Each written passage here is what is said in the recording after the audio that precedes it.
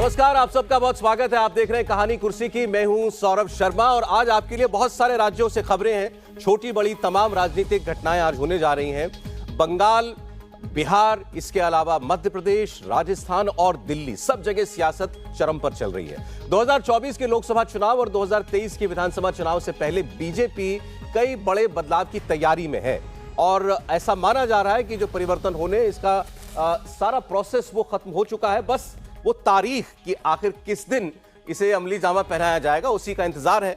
खबरें ये भी जोरों पर थीं कि केंद्रीय मंत्रिमंडल में जो विस्तार होना है वो शायद कल हो सकता है, लेकिन इसको लेकर के अभी भी कोई पुख्ता कंफर्मेशन नहीं आई है। लेकिन मध्य प्रदेश में कुछ ऐसा होने जा रहा है जिसको लेकर के आज बड़ी सुगबुगाहट है। गृह मंत्री अमित शाह 4 घंटे की एक मीटिंग के लिए आज देर शाम भोपाल जाने वाले हैं। उनके साथ मध्य प्रदेश के बीजेपी के प्रभारी भी होंगे और यह खबर है कि वो वहां पर विधायकों से भी 1-to-1 मुलाकात कर सकते हैं और इसको लेकर के चर्चाएं गर्म है कि क्या मध्य प्रदेश में कुछ नया और बड़ा पक रहा है, क्या मध्य प्रदेश में भी किसी बदलाव की आहट सुनाई दे रही है, इस पर हम बात करेंगे। इसके अलावा बंगाल में आज पंचायत चुनाव के नतीजों का दिन है। नतीजों में जाहिर तौर पर टीएमसी को आगे रहना था, वो दिखाई दे रही है, लेकिन नंबर 2 पर कांग्रेस और लेफ्ट और बीजेपी के बीच टक्कर चल रही है और इसमें बाजी मारता हुआ कांग्रेस और लेफ्ट का गठबंधन दिखाई दे रहा है। अब ये क्या इशारा कर रहा है, इसमें बहुत सारे मैसेजेस छुपे हुए हैं कि आखिर जो ममता बनर्जी का एंटी वोट है वो क्या बढ़ता हुआ दिखाई दे रहा है या मुसलमान वोट कुछ हद तक अब शिफ्ट होता हुआ कांग्रेस और लेफ्ट की तरफ भी दिखाई दे रहा है। इसके अलावा बीजेपी ने पंचायत चुनाव में हिंसा पर अब सवाल पूछे हैं पूरे विपक्ष से। राहुल गांधी कहां हैं, क्यों नहीं दौरा करते पश्चिम बंगाल का, वहां जाकर मोहब्बत की दुकान क्यों नहीं खोलते। बात बंगाल की करेंगे। दिल्ली में एक बड़ी इंपॉर्टेंट मीटिंग ना कहें आप कहिए कि एक आयोजन हुआ है। इंडिया इस्लामिक सेंटर में आज वर्ल्ड मुस्लिम लीग के महासचिव एक भाषण दे रहे हैं और वहां उनके साथ अतिथि हैं राष्ट्रीय national security adviser Ajit Doval. Ajit Doval साहब का वर्ल्ड मुस्लिम लीग के जनरल सेक्रेटरी के साथ समारोह में होना ये क्या बताता है और ये वर्ल्ड मुस्लिम लीग क्या है, जो सज्जन यहां आए हैं उनकी कितनी अहमियत है, इस पर हम बात करेंगे।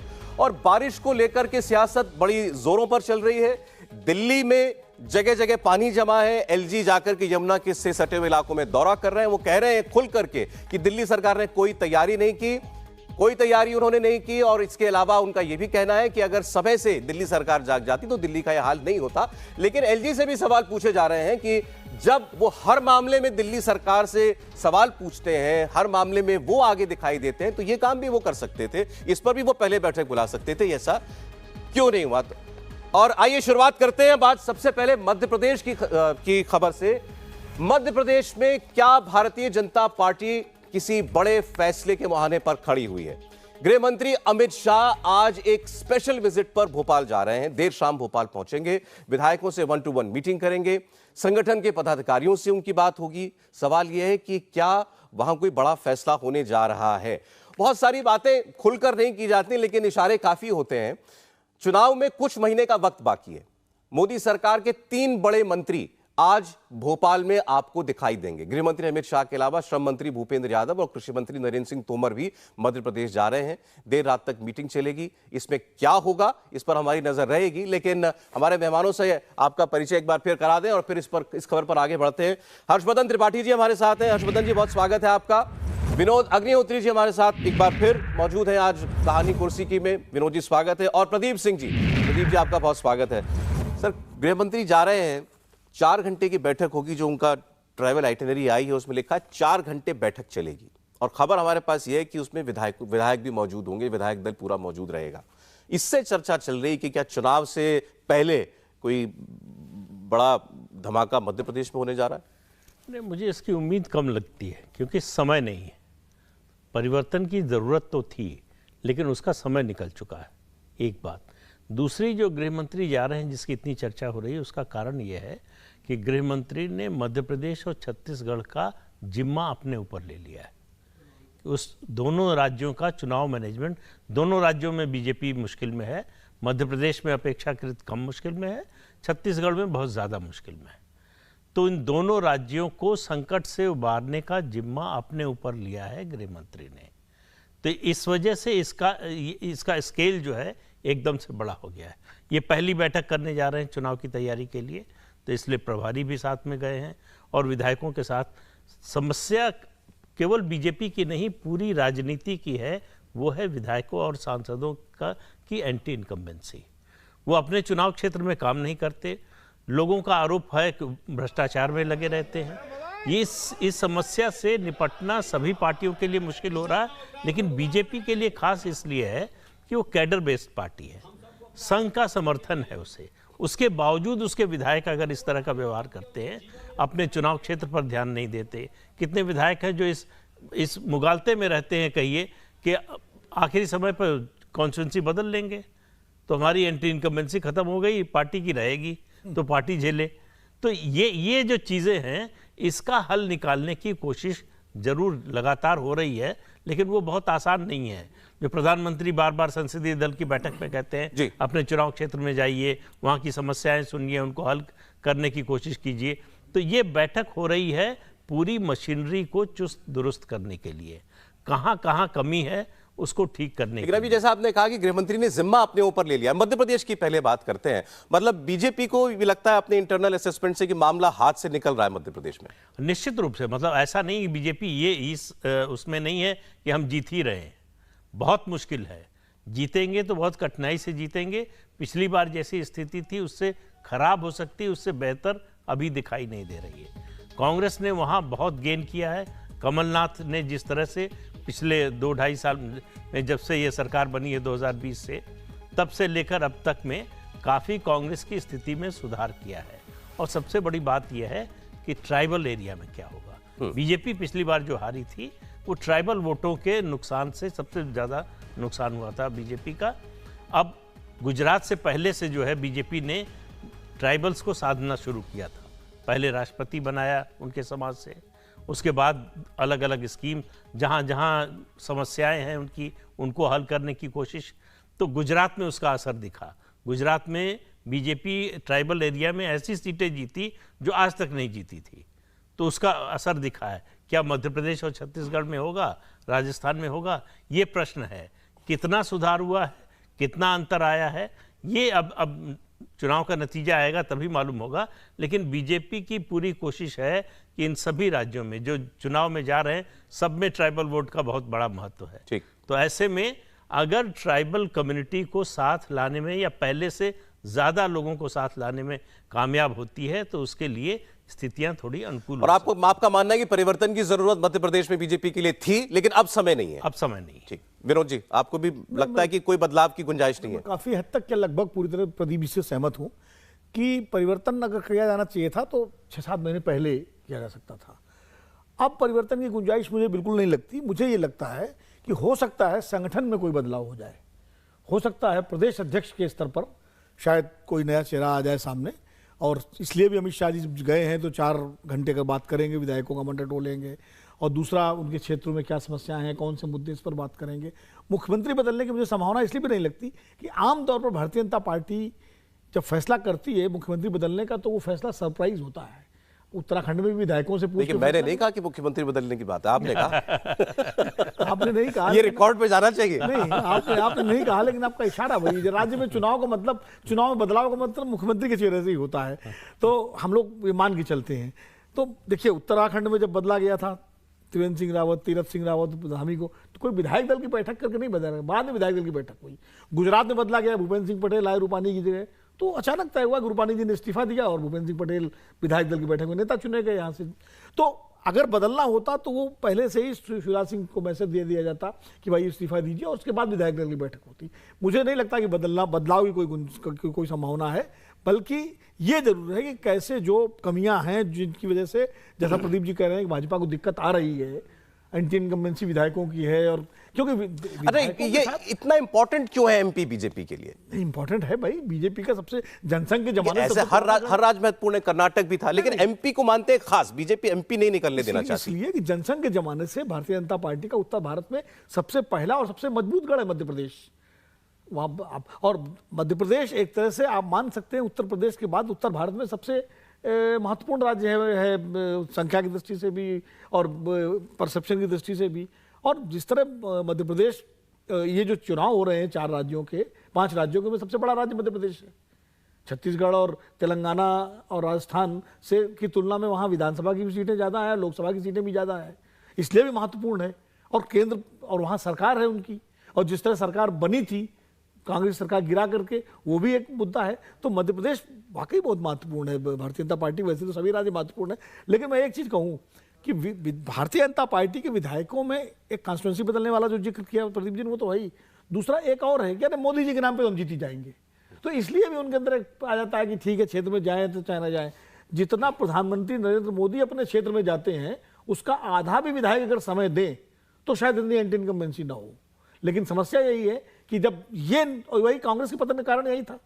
मैंने एक बार बताया था कि कांग्रेस के नेता थे उत्तर प्रदेश में, उनसे उनके क्षेत्र के लोग मिलने आए, मंत्री थे, वो मिले नहीं उनसे। जब लोगों ने पूछा क्यों नहीं मिले, बोले हमें थोड़ी वोट देते हैं, वोट तो इंदिरा गांधी को देते हैं जाकर के, उनको जगाओ जाकर रात 11 बजे। तो यही भारतीय जनता पार्टी के विधायकों की मानसिकता हो गई है कि वोट तो मोदी जी के नाम में मिल ही जाएगा, चुनाव तो हम जीत ही जाएंगे, बस टिकट का जुगाड़ किसी तरह, टिकट न कटे, ये रहे। सर, एमपी में कुछ है सुगबुगाहट आपके भी सोर्सेज के हवाले से, और संकट जैसा बताया बाकी दोनों ने, आपके हिसाब से है बीजेपी के लिए बड़ा संकट? नहीं, मुझे लगता है कि कई बार एक हवा सी चलती है और वही हम सबके दिमाग में आ जाती है। तो मध्य प्रदेश में भारतीय जनता पार्टी बहुत कमज़ोर हो गई, इसीलिए हम सबके दिमाग में है कि 18 में भारतीय जनता पार्टी हार गई, इसका मतलब कि कमज़ोर हुई। और उसके बाद शिवराज सिंह चौहान को लेकर भारतीय जनता पार्टी के भीतर जिस तरह की चर्चाएं चली, जैसे अब आज भी देखिए, आज भी हम लोग ये चर्चा कर रहे हैं कुछ हो सकता है क्या, हेडलाइन भी लगी शिवराज का क्या होगा। अब ये जो एक परसेप्शन बनता है ना, तो लोगों को लगता है कि नहीं कुछ गड़बड़ है, इसीलिए पार्टी सोच रही है। मतलब वो नहीं भी सोच रही हो तो भी ये धारणा बनती है। अब इसका दूसरा पहलू मैं आपको दिखाता हूं। शिवराज सिंह चौहान आज की तारीख में भी भाजपा बदल किसको देगी, ये बताइए, कौन नेता होगा जो रिप्लेसमेंट हो जाएगा? जैसे ही ये सवाल खड़ा होता है तो शीर्ष नेतृत्व भी कहता है कि नहीं, शिवराज से बेहतर चेहरा नहीं। जो क्राइसिस मैनेजमेंट है, जो क्राइसिस हैंडल करने का तरीका है, वो शिवराज से बेहतर नहीं है। शिवराज का आज भी संगठन के साथ सबसे बेहतर तालमेल है। जहां जहां भी राज्यों में सरकारें हैं, उसमें सबसे बेहतर सरकार और संगठन का तालमेल अगर किसी राज्य में है तो वो राज्य है मध्य प्रदेश। और मेरा ये मानना है कि कांग्रेस के पक्ष में क्या बेहतर हुआ, वही पुराने वाले कमलनाथ अपनी एक लोकसभा सीट छोड़कर कहीं कुछ नहीं कर पाते हैं। तो कुल मिलाकर बदला क्या है, अगर वहां भी देखें तो दिग्विजय सिंह जैसे बैड माउथ लोग हैं जो कुछ भी बोल देते हैं, जिनको समझ में नहीं आता कि गोलवलकर जी के नाम पर कौन सी टिप्पणी जोड़ देनी है। तो मध्य प्रदेश में भारतीय जनता पार्टी बहुत कमजोर हो गई, ये मैं नहीं मानता हूं। मुकाबला कांटे का है, कड़ा है, ये मैं मानता हूं। अब इसके आगे वाली बात जो प्रदीप जी ने कही कि जिम्मा ले लिया है अमित शाह ने, प्रभारी सह प्रभारी अभी घोषित हुए, और अगर प्रभारी सह प्रभारी घोषित करने के बाद भी अमित शाह को जिम्मा लेना पड़ रहा है तो भाई संकट तो है।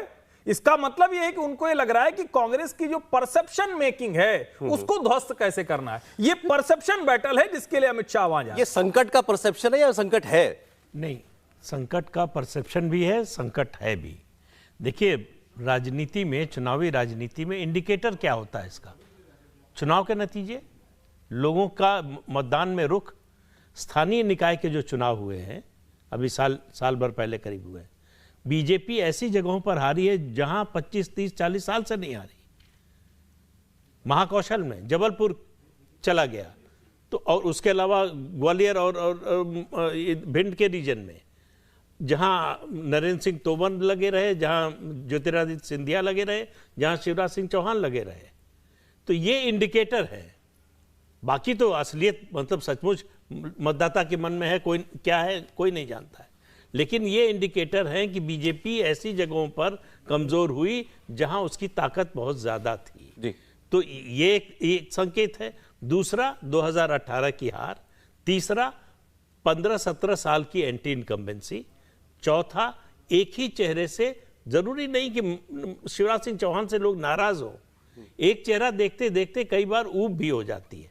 इस वजह से भी लोग कहते हैं कि बदलना चाहिए। अगर ये बीजेपी वाले कहते हैं वो 15 महीने में वो ऊब तो खत्म कर दी कमलनाथ जी ने। हाँ, वो ठीक है, एक ब्रेक मिल गया, उसका फायदा शिवराज सिंह चौहान को मिला निश्चित रूप से, और एक कंपैरिजन करने को मिला जी।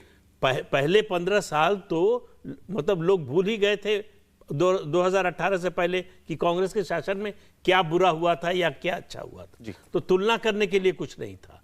अब कमलनाथ का 1.5 साल का जो की सरकार रही, उससे तुलना करने को एक और इंडिकेटर, अगर आप मानते हो उस इंडिकेटर, तो जिस तरीके से शिवराज सिंह चौहान अब राज्य का खजाना खोल रहे हैं, लाडली लक्ष्मी योजना उन्होंने शुरू की, 1,000 रुपया पहले देना था उसमें, अब उसको बढ़ाकर 3,000 कर दिया। कल ये खबर आई कि डोमेस्टिक काम में जितनी भी महिलाएं लगी हुई हैं, यानी जो घरों में काम करती हैं महिलाएं, हर किसी की आय को सुनिश्चित करेंगे 10,000 रुपए तक। अब वो कैसे करेंगे ये जाने, ये नहीं कहा जा सकता, लेकिन क्या ये भी एक इंडिकेटर है कि जो काम कांग्रेस कर रही है अलग अलग राज्यों में, और एमपी में भी घोषणा की, शिवराज भी वो कर रहे हैं? नहीं, देखिए इसमें दो बातें होती हैं। एक तो ये इंडिकेटर होता है कि हमारी कोई कमजोरी है, दूसरा ये होता है कि कोई कसर छोड़ी ना जाए, ऐसा ना लगे कि ये कर दिया होता तो ऐसा हो जाता, तो वो बाद में पछताने से अच्छा है पहले कर लो। हारे जीते बाद की बात है, लेकिन हारने का कोई कारण नहीं देना चाहिए, ठीक, इसके लिए भी करते हैं। विनोद जी कुछ मैं एक चीज कह रहा था कि जो भी देखिए एक बड़ा जो कांग्रेस के पक्ष में जो मामला है, कमलनाथ ने मध्य प्रदेश छोड़ा नहीं।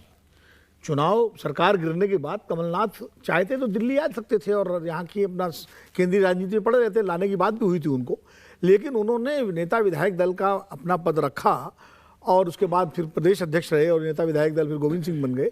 उन्होंने मध्य प्रदेश नहीं छोड़ा, मध्य प्रदेश का लगातार दौरा किया, तो उनके लिए एक सहानुभूति का फैक्टर लोगों में वहाँ पर है।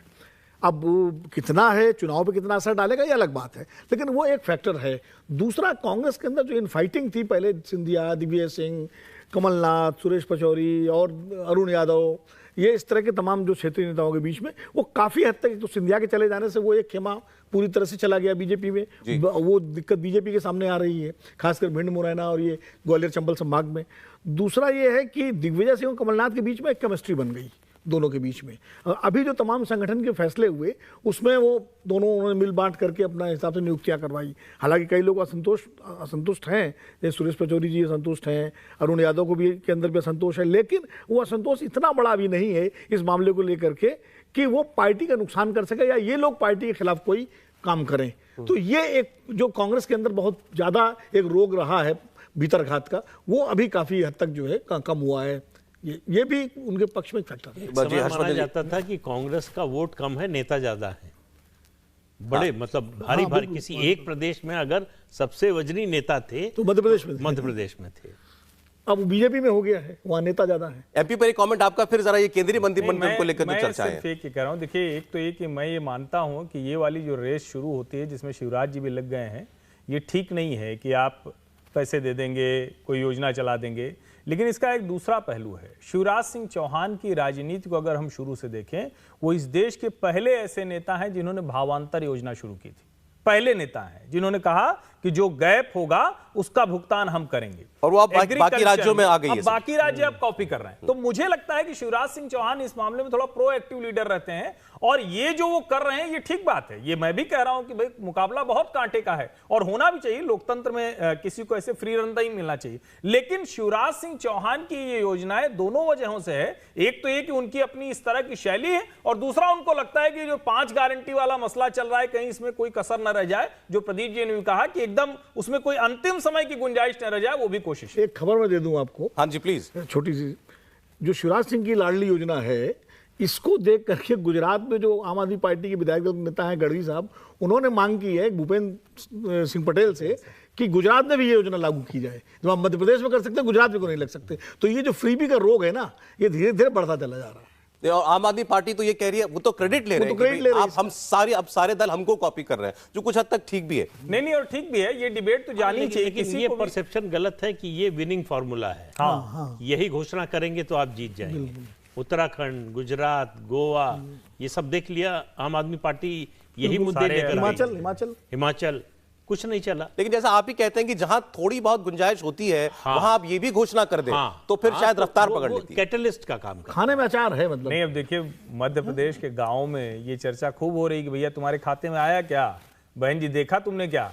तो मुझे लगता है ये वाली जो चर्चा होती है तो ये काम तो कुछ करती है, लेकिन यही चुनाव जिताती है, ये तो मैं नहीं मानता हूं। और मुझे लगता है कि हम लोगों को टीवी की चर्चा में इसको कंडेम करना चाहिए, इस तरह की किसी भी अंधेरे डिस्करेज करना चाहिए। अच्छा, अब जो केंद्रीय मंत्रिमंडल वाला जो मसला है उसको लेकर के कल की तारीख 12 तारीख को लेकर बड़ी चर्चाएं चल रही हैं कि कल कुछ शायद मोदी साहब जो है मंत्रिमंडल विस्तार पर कुछ करेंगे। खबर है कि राष्ट्रपति भवन में अशोका हॉल जो है वो सज गया है, तैयार हो गया है, लेकिन मेजपोश बदल गए हैं। मेजपोश बदले गए हैं कि नहीं बदले गए तो नहीं पता, लेकिन हाँ ये चर्चाएं जरूर हैं कि राष्ट्रपति भवन में तैयारी पूरी हो चुकी है। बीजेपी अपनी तैयारी पूरी कर ही चुकी थी, अब उसमें मध्य प्रदेश वाला एंगल और जुड़ जाता है। तो इसलिए कल को लेकर के लोगों के दिमाग में ये सवाल है कि क्या कोई बड़ी खबर कल हमें देखने को मिलेगी, और इसका तो कोई प्लान जो है पहले से सार्वजनिक किया जाता होगा। नहीं, कोई प्लान सार्वजनिक नहीं किया जाता। कल ही सुबह पता चलेगा कि आज मंत्रिमंडल जिन विस्तार है। लोगों को मंत्रिमंडल में शपथ लेनी है उनको आज रात में या हो सकता है कल सुबह सूचित किया जाए। उससे पहले उनको नहीं मालूम होगा, आपको कहां से पता चलेगा? तो राष्ट्रपति बता सकती हैं या तो फिर जो है प्रधानमंत्री और गृह मंत्री बता सकते हैं। बाकी जिन लोगों को नहीं रहना है, बाहर जाना है, उनसे इस्तीफे मांग लिए गए होंगे अगर कल होना है विस्तार। तो कई बार होता है कि इस्तीफा देने में बड़ी आनाकानी करते हैं। इस सरकार में भी? हाँ, इस सरकार में भी एक सज्जन जो है, पिछला जो रिशफल हुआ उसमें उनसे 3 बार कहा गया हाँ भेज रहे हैं। आखिर में एक बड़े नेता ने बहुत कड़े शब्दों में कहा कि तुरंत भेजो, इंतजार कर रहे हैं। तो चौथी बार में जो है इस्तीफा आया। तो लोगों उनको क्या लग रहा था कि जबरदस्ती मंत्री बने रह सकते हैं? नहीं, उनको लगता है कि शायद मन बदल जाए, शायद कुछ और चर्चा हो रही हो, शायद निर्णय बदल जाए, या किसी से सिफारिश लगवाई हो। सिफारिश तो कहाँ लगती है कि भाई एक बार बात कर लीजिए आप मेरे लिए। तो मतलब अगर कुछ हो रहा होगा तो वो हमें कल सुबह ही पता चलेगा। अगर कल है तो, या जिस भी दिन होना है तो उसी दिन सुबह उसकी खबर आएगी। हो सकता है रात में भी पता चल जाए, लेकिन मैं आपको एक उदाहरण देता हूँ कि जब मनमोहन सिंह प्रधानमंत्री थे और यूपीए 2 की बात है, और बेनी प्रसाद वर्मा एयरपोर्ट पे जब उतरे हैं तब उनको फोन आया कि आपको मंत्री बनाया जा रहा है। ये बेनी वर्मा खुद मुझे बताया था। दूसरा पक्ष भी था, उनसे कहा दिल्ली आ जाइए, बस ये कहा गया। तमिलनाडु से डीएमके ने घोषणा कर दी कि हमारे ये मंत्री होंगे और ये पोर्टफोलियो होगा। अच्छा, प्रधानमंत्री से पहले ये घोषणा हो, मतलब ये चेन्नई से घोषणा हो गई, डीएमके से कौन मंत्री होगा और उसका पोर्टफोलियो क्या होगा। तो उस पर बड़ा बवाल मचा था कि भाई ये तो 2-3 दिन टल प्राइम गया मिनिस्टर का जो है 2-3 दिन टल गया था। इस बार देखिए ये भी है कि प्रधानमंत्री को फ्रांस जाना है, तो उससे पहले होगा इस बात को लेकर। उसमें बहुत दिन नहीं रह गए, तो मेरे ख्याल से 15 तारीख को उनको जाना है। हाँ, तो उससे पहले क्या मुमकिन है? नहीं, मुझे लगता है कि ये जो तारीख कल वाली है, ये कल तो बड़े जोर शोर से थी, आज फिर थोड़ा ठंडी हो गई है। और मेरा ये मानना है कि अगर ये कल होना है तो आज रात तक ये खबर आ जाएगी, कल सुबह तक इसलिए भी नहीं कि कई बार होता है, कई लोग बाहर होते हैं, इतने भारतीय जनता पार्टी के इतने कार्यक्रम लगे हुए हैं। मतलब मैं इसी के बीच में एक छोटी सी बात बता दूं, जब दिल्ली और पूरा एनसीआर बारिश बाढ़ में डूबा हुआ था तो हमारे घर के दरवाजे पे घंटी बज गई, खाना खा रहे थे हम लोग, और उस समय करीब आधा दर्जन महिलाएं और पुरुष वो पटका पहने भाजपा का, और वो आ गए। तो हमने कहा ये क्या है, तो कहे मेरा बूथ सबसे मजबूत वाली टीम है ये। अब सोचिए भारतीय जनता पार्टी में किस किस लेवल पर, जिस दिन बारिश में लोग अपना सब इंतजाम कर रहे हैं, उस दिन वो घर पे पहुंच गए थे प्रचार करने के लिए। मैं ये नोएडा की बात कर रहा हूं। तो भाजपा के इतने कार्यक्रम लगे हैं, तो ये बूथ वाला जब है तो ऊपर वाला भी लगा है ना। तो मुझे लगता है कि जिनको मंत्री बनाया जाना है उन सब को आज शाम रात तक जानकारी वापस भी तो बुलाना है, या हो सकता है कि जानकारी हो चुकी हो, और इस समय किसी का ये तो नहीं होगा, किसी को हो भी जाएगा तो कहे भैया जब तक शपथ नहीं लेंगे अपनी पत्नी को भी नहीं बताएंगे। तो इस अंदाज में चलता है मामला। आपके घर में कल्याण सिंह के बेटे के साथ हुआ था ना 2014 में, उन्होंने प्रेस के कुछ लोगों को बुला के बता दिया कि हम मंत्री बन रहे हैं, नाम कट गया। ये दिन में हुआ, जिस दिन शपथ ग्रहण था 3-4 बजे, उस दिन में 12-12:30 बजे की घटना है। उसके बाद उनका नाम कट गया। आप लोगों को भी तो फोन करके पूछ रहे होंगे लोग, लेकिन पूछ रहे हम लोगों से, पूछते हैं, हम लोगों की स्थिति वही होती है जो उनकी होती है। उससे कमाल की बात यह है कि वो जो पूछते हैं वो मैं बता देता हूँ। वो पूछते हैं कि अच्छा ये जो चल रहा है इसमें कुछ है या यूं ही चल रहा है? कुछ है ना, दम। आप माहौल बनाए रखिए कि कुछ है। 14 में एक मंत्री जो बने, बाद में मंत्री बने, उनके यहाँ सुबह थे हम लोग। पूछा तो बोले कुछ नहीं, हम तो घर पे बैठे हैं, हमसे तो किसी ने कुछ कहा नहीं, हमको कुछ मालूम नहीं। सचमुच मालूम नहीं था उनको। और शाम को वो शपथ ग्रहण में थे 14 में। हाँ।